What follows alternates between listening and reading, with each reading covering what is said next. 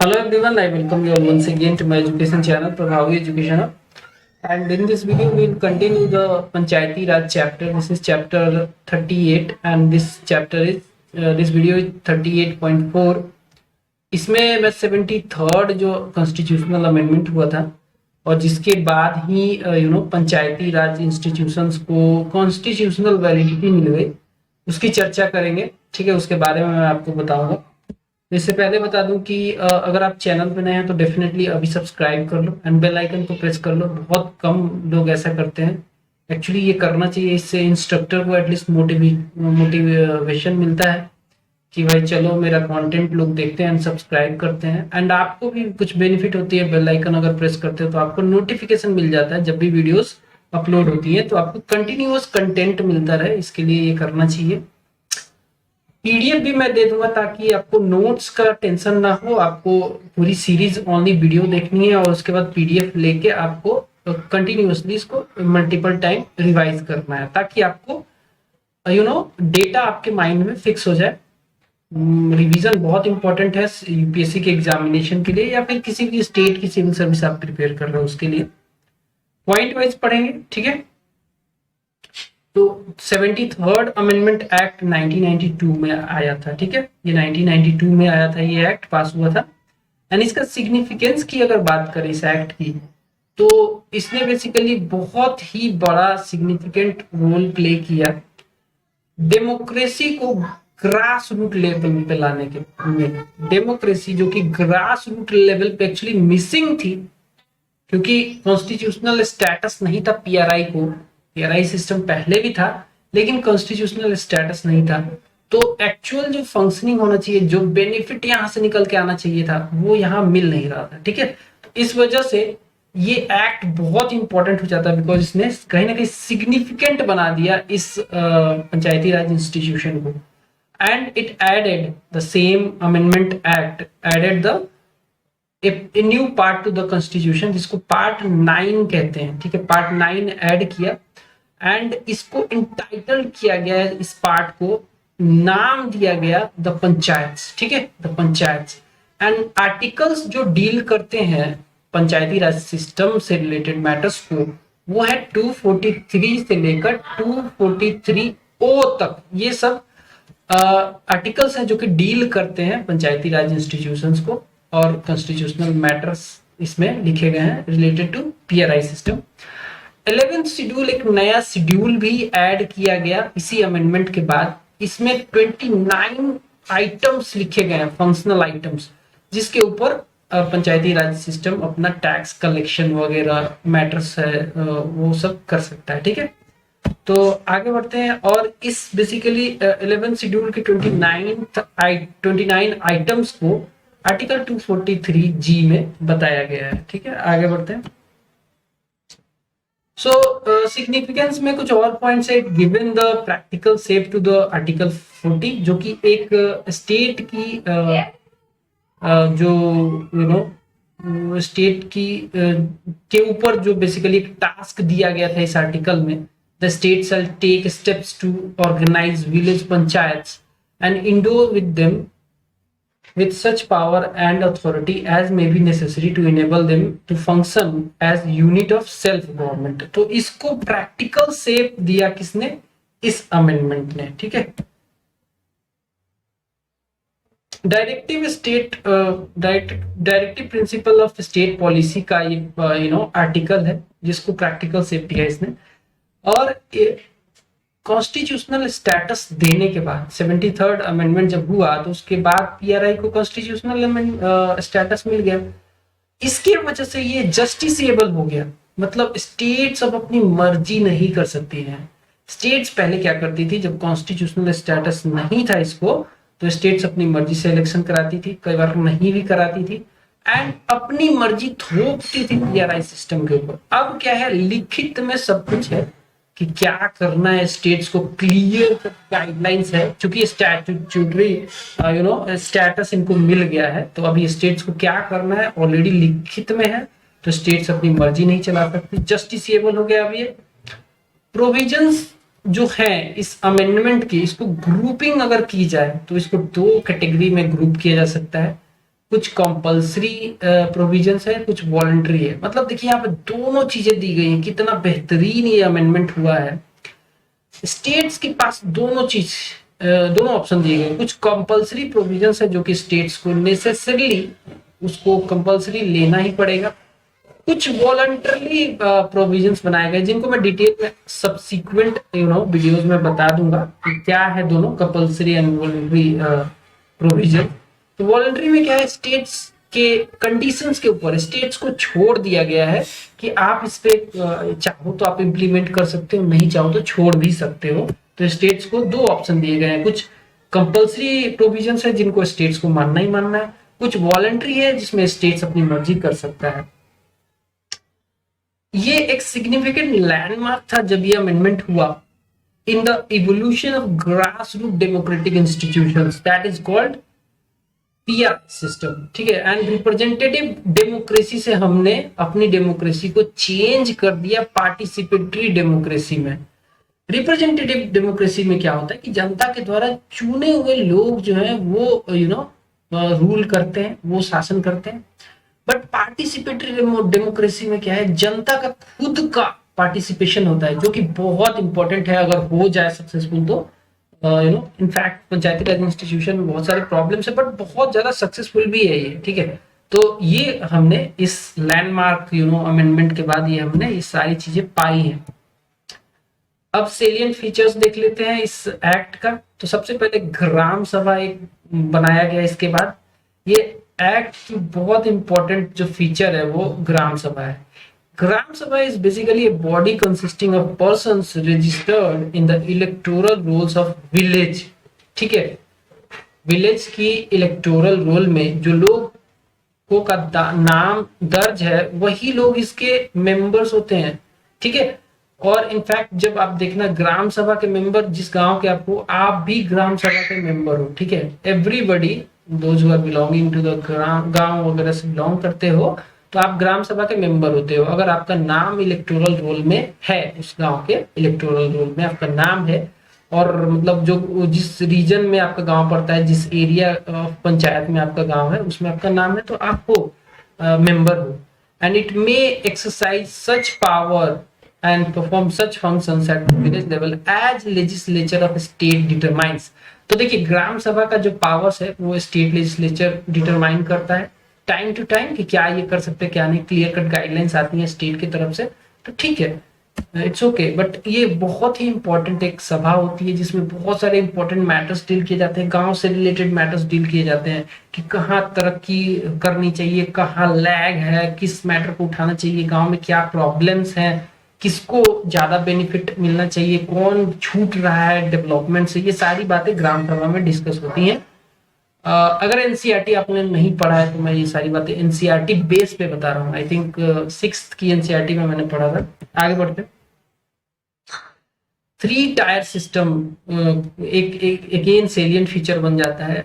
इस अमेंडमेंट के बाद पंचायती राज सिस्टम को 3 टायर सिस्टम बना दिया गया है, विलेज लेवल पे, इंटरमीडिएट लेवल पे और डिस्ट्रिक्ट लेवल पे। ठीक है, तो 3 टायर बहुत सारे कमिटी में मैंने जैसे आपको बताया कि रिकमेंड किया गया था, और इसको यहाँ पे इस अमेंडमेंट एक्ट के द्वारा ये फीचर बना दिया गया। ठीक है, हाउएवर स्टेट, ऐसे स्टेट जिनमें टोटल पॉपुलेशन 20 लाख से कम है, ज्यादा नहीं है 20 लाख से कम है, वैसे स्टेट को एग्जेम्प्टेड रखा गया है इंटरमीडिएट लेवल टायर बनाने से। मतलब वो 2 ही टायर सिस्टम पे काम कर सकती है, एक विलेज और दूसरा डिस्ट्रिक्ट। इंटरमीडिएट लेवल को उनको छोड़ा जा सकता है, वो छोड़ सकती है ऐसी स्टेट जिनकी पॉपुलेशन ऑलरेडी कम है, 20 लाख से कम है। ठीक है, और अगला जो इसका इंपॉर्टेंट पॉइंट है यहाँ पे इलेक्शन से रिलेटेड है, election of members and chairperson. कैसे इनका इलेक्शन होता है, तो तीनों टायर के लिए डायरेक्ट इलेक्शन, जनता के द्वारा ये लोग चुने जाएंगे, ऐसा इस एक्ट ने प्रोविजन दिया है। एंड चेयरपर्सन को, लेकिन चेयरपर्सन को इंटरमीडिएट एंड डिस्ट्रिक्ट लेवल पे इनडायरेक्टली चुना जाता है। ठीक है, इंटरमीडिएट और डिस्ट्रिक्ट लेवल पे इनडायरेक्टली चेयरपर्सन को, and by and from amongst the elected members. तो जो मेंबर्स होते हैं उन्हीं में से चेयरपर्सन चुने जाते हैं इनडायरेक्टली डिस्ट्रिक्ट और इंटरमीडिएट लेवल पे। अगर बात करें विलेज लेवल की, तो चेयरपर्सन को कैसे चुना जाता है, वहां पे मैनर डिसाइड करती है स्टेट लेजिस्लेचर। कैसे चेयरपर्सन विलेज लेवल में चुने जाएंगे वो डिसाइड करने का पावर स्टेट लेजिस्लेचर को है। तो वो टाइम टू टाइम डिटरमाइन करती हैं, अपना जो भी स्टेट हो उसकी स्टेट लेजिस्लेचर डिटरमाइन करती हैं। चेयरपर्सन को राइट है कि वो वोटिंग कर सकता है मीटिंग्स में, पंचायती राज की जो मीटिंग होगी उसमें वोटिंग का पावर है इनको। रिजर्वेशन अगेन एक इंपॉर्टेंट फीचर बन जाता है इस अमेंडमेंट एक्ट का। Reservation of the seats, SC ST इनके लिए मतलब रिजर्वेशन है, और जनसंख्या के हिसाब से रिजर्वेशन है, जितनी जनसंख्या है उसके हिसाब से रिजर्वेशन रहेगा, जो कि एक लैंडमार्क जजमेंट है। बहुत अच्छी बात है, ये होना भी चाहिए। And reservation of offices of the chairperson in the panchayat at village और any other level for the SC ST।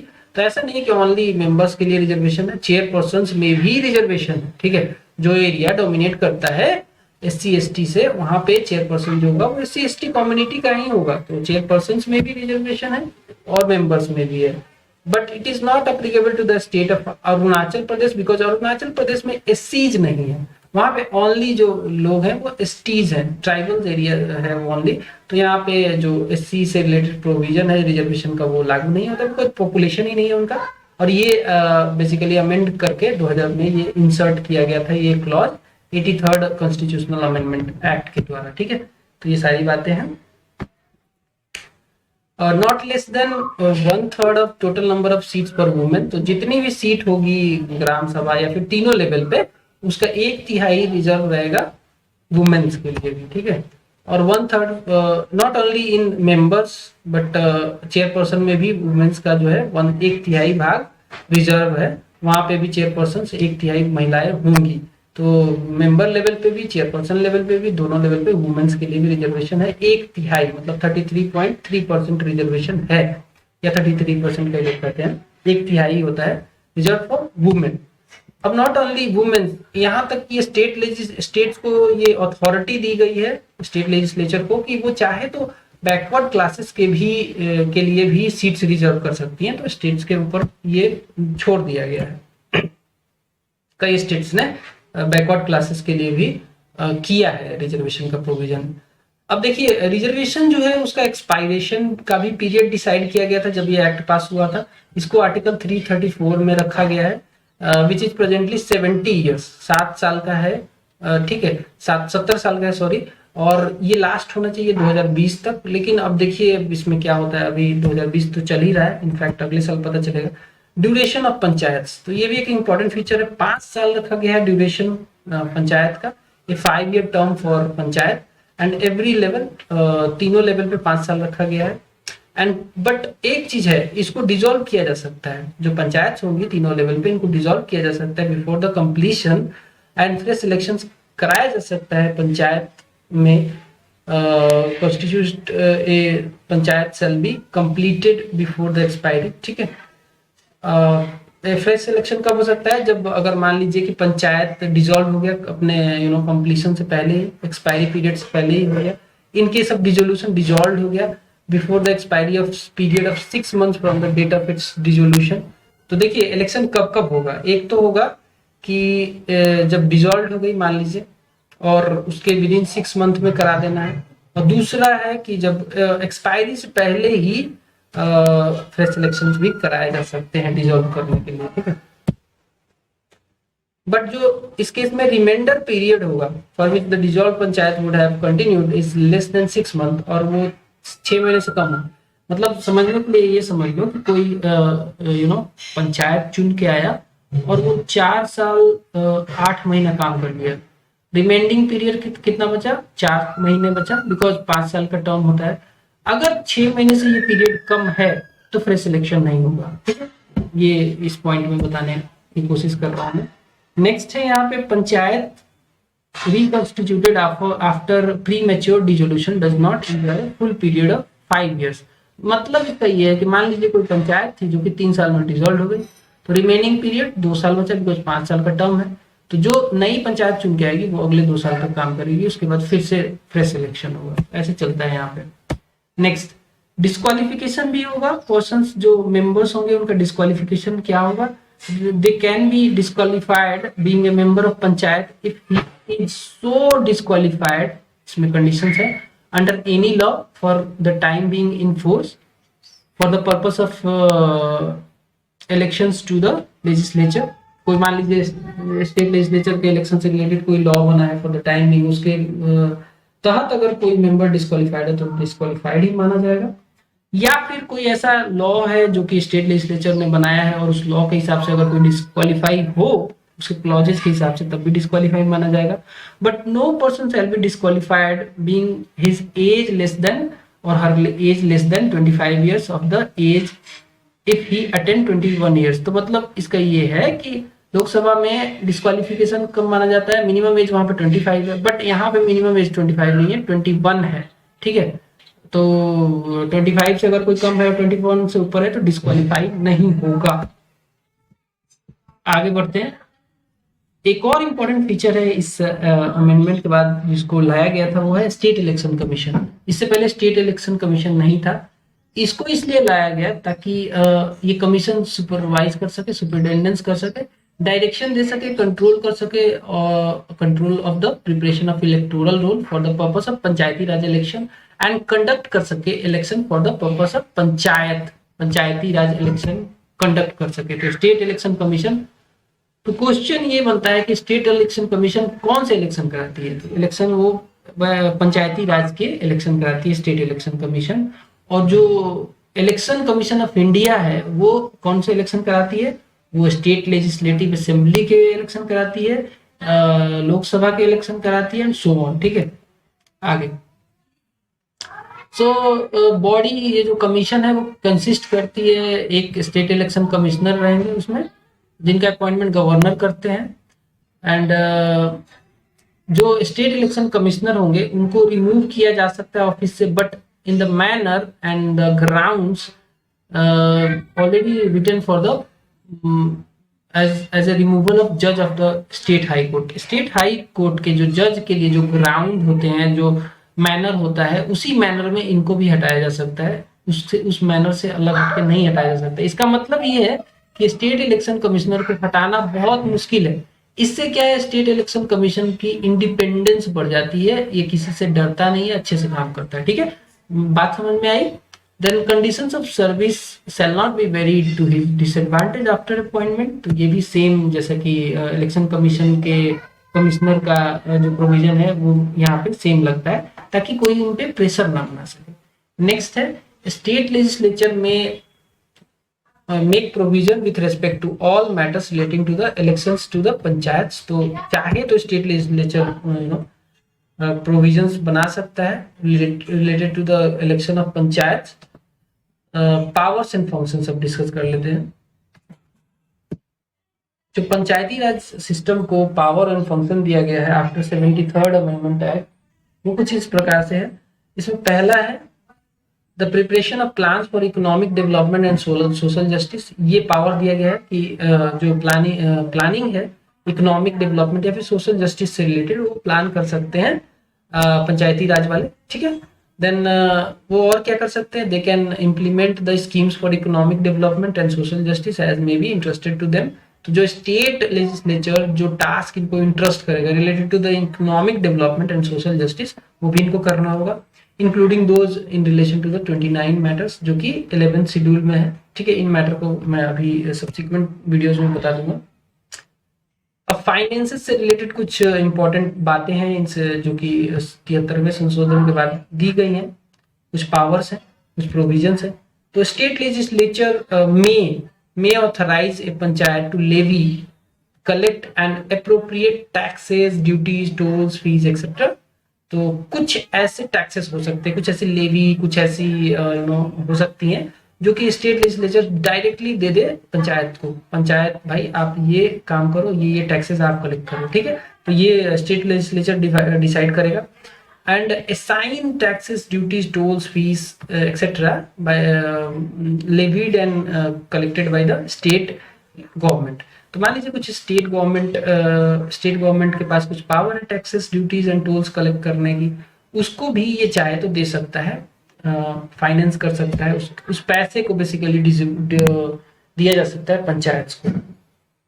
Next है यहाँ पे provide for making grant in aid. तो स्टेट लेजिस्लेचर अगर चाहे तो पंचायत को पावर दे सकता है कि आप अपना ग्रांट इन एड ले सकते हो। ग्रांट इन एड क्या होता है? ग्रांट इन एड मतलब स्टेट अपने कंसोलिडेटेड फंड से कुछ सहायता देता है पंचायत को सहायता देता है ताकि फाइनेंशियल जो रिक्वायरमेंट्स है पंचायत की वो पूरी हो सके। And provide for the constitution of funds for crediting all money of panchayat. ठीक है, तो एक फंड भी बनाया जा सकता है जिससे कि क्रेडिट दिया जा सके पंचायत को। ठीक है, ये स्टेट लेजिस्लेचर कर सकता है। फाइनेंस रिलेटेड ये सारे मैटर्स थे। अब देखिए फाइनेंस कमीशन एक इंपॉर्टेंट फीचर बन जाता है अगेन आफ्टर 73वां जो संशोधन हुआ उसके बाद। तो गवर्नर हर 5 साल के बाद एक फाइनेंस कमीशन को कॉन्स्टिट्यूट करेंगे एंड इनको बोलेंगे कि कुछ रिकमेंडेशन करो। कौन कौन से मैटर पे रिकमेंडेशन करना पड़ेगा फाइनेंस कमीशन को? तो principles related to the distribution between the state and panchayat of the taxes net proceeds, जो कि टैक्सेस लेवीज चार्जेस वगैरह के द्वारा जो स्टेट की कमी नहीं, बेसिकली स्टेट की आमदनी जो होती है उसमें से कुछ पैसा कैसे डिस्ट्रीब्यूट किया जाएगा पंचायत को, इसके लिए पंचायत फाइनेंस कमीशन का गठन गवर्नर करेंगे और प्रिंसिपल मांगेंगे कि क्या प्रिंसिपल होगा, कैसे डिस्ट्रीब्यूशन होना चाहिए, और ये रिकमेंड करेगा फाइनेंस कमीशन। अदर कुछ प्रिंसिपल्स जैसे कि determination of taxes, duties, tolls, fees that may be assign to the panchayat. तो क्या क्या टैक्सेस, क्या क्या ड्यूटीज, क्या क्या टोल्स जो पंचायत को देने चाहिए, इसका भी प्रिंसिपल बताएगा फाइनेंस कमीशन गवर्नर को। ग्रांट इन एड भी from the consolidated fund of state का जो प्रिंसिपल होगा वो भी बताना काम है फाइनेंस कमीशन का। मीजर्स, कुछ मीजर्स बताएगा जिससे कि फाइनेंशियल पोजीशन पंचायत की सही हो सके। ऐसे कुछ मीजर्स हो, अगर पता है इनको फाइनेंस कमीशन को तो बताना है, गवर्नर को बताएगा और उसके हिसाब से गवर्नर पंचायत के ऊपर इन मीजर्स को इम्प्लीमेंट करा सकते हैं। स्टेट लेजिस्लेचर में provide for the composition of commission. तो जो कमीशन का कंपोजिशन है वो स्टेट लेजिस्लेचर उसके लिए प्रोवाइड करता है कि कैसा कंपोजिशन होना चाहिए, कौन कौन से लोग इसके मेंबर्स होने चाहिए। तो हालांकि गवर्नर कॉन्स्टिट्यूट करते हैं फाइनेंस कमीशन को, लेकिन स्टेट का बहुत बड़ा रोल होता है, लेजिस्लेचर का बहुत बड़ा रोल होता है इसमें, इसके मेंबर्स वगैरह को चुनने में। गवर्नर जो रिकमेंडेशन देता है फाइनेंस कमीशन और कुछ एक्शन जो लेता है रिपोर्ट पे जो एक्शन लेते हैं गवर्नर, उसको रखते हैं स्टेट लेजिस्लेचर के सामने। ठीक है, ये इनका काम है गवर्नर का। देन सेंट्रल फाइनेंस कमीशन भी सजेस्ट कर सकता है कुछ मीजर्स। वो मीजर्स, ऐसे मीजर्स सजेस्ट करेगा जो स्टेट फाइनेंस कमीशन इसको बताता है सेंट्रल फाइनेंस कमीशन को कि कंसोलिडेटेड फंड ऑफ स्टेट से कुछ जो सप्लीमेंट देना चाहिए पंचायत को, उसके लिए एडवाइस कर सकता है central finance commission. But central finance commission तभी करता है ज्यादातर केस में जब स्टेट फाइनेंस कमीशन उसको सजेस्ट करता है कि एक काम कीजिए सेंट्रल फाइनेंस कमीशन, आप जो कंसोलिडेटेड फंड ऑफ स्टेट है वहां से कुछ पैसा सजेस्ट कर दीजिए कि पंचायत को दे दिया जाए। नेक्स्ट है ऑडिट ऑफ अकाउंट्स। तो ऑडिटिंग भी होती है, स्टेट लेजिस्लेचर प्रोविजंस बना सकता है इससे रिलेटेड, जो पंचायत के जो अकाउंट्स है उसको ऑडिट करने के लिए, ताकि मतलब करप्शन वगैरह को चेक किया जा सके। अप्लीकेशन टू यूनियन टेरिटरीज, अब जो ये एक्ट है वो क्या यूनियन टेरिटरीज पे अप्लाइड है?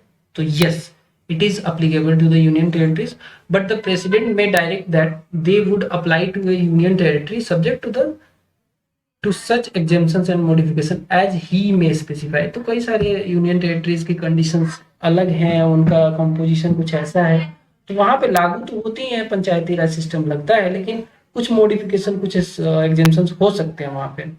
कुछ एग्जेम्प्टेड स्टेट्स हैं, कुछ एरियाज भी हैं जिनको इससे अलग रखा गया है, वहां पे पंचायती राज सिस्टम नहीं है। कुछ एग्जेम्प्टेड स्टेट्स भी हो सकते हैं जहाँ पे ये एक्ट अप्लाई नहीं होता है, जैसे कि नागालैंड, मेघालय, मिजोरम एंड कुछ अदर एरिया में जैसे कि scheduled area and tribal areas हो सकते हैं कई सारे स्टेट्स के। हिल एरियाज हो सकते हैं मणिपुर के, for which district council is already exist.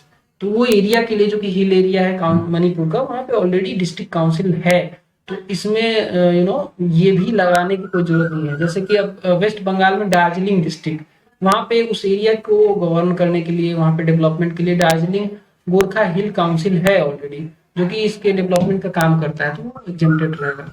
Parliament has enacted the provisions of panchayat extension to scheduled areas. जिसको पेसा भी कहते हैं, पेसा 1996। ये मतलब ये इसलिए किया पार्लियामेंट ने क्योंकि पार्लियामेंट के पास ये पावर है, एक्ट ने ही पावर दिया है कि अगर पार्लियामेंट चाहे तो इस प्रोविजन को जो एरिया जो छूट गए हैं, जो मतलब एग्जेम्प्टेड एरिया है, वहां पे भी एक्सटेंड किया जा सके। और पार्लियामेंट ने ऐसा किया भी। 1996 में एक एक्ट लेके आया जिसको पेसा एक्ट कहते हैं, या फिर provision of panchayat extension to schedule areas act कहते हैं। और अब ये बहुत सारे ट्राइबल्स एरिया, शेड्यूल एरियाज में भी ये पंचायती राज सिस्टम काम करता है। ठीक है, सो इस वीडियो में इतना ही पढ़ेंगे। आगे और भी बहुत सारी बातें हैं पंचायती राज सिस्टम से, जो कि एक वीडियो या 2 वीडियो में और हम लोग कवर कर लेंगे। तो दैट्स ऑल। पसंद आया तो लाइक जरूर कर देना यार अभी, और सब्सक्राइब कर लो चैनल को। That's all, bye.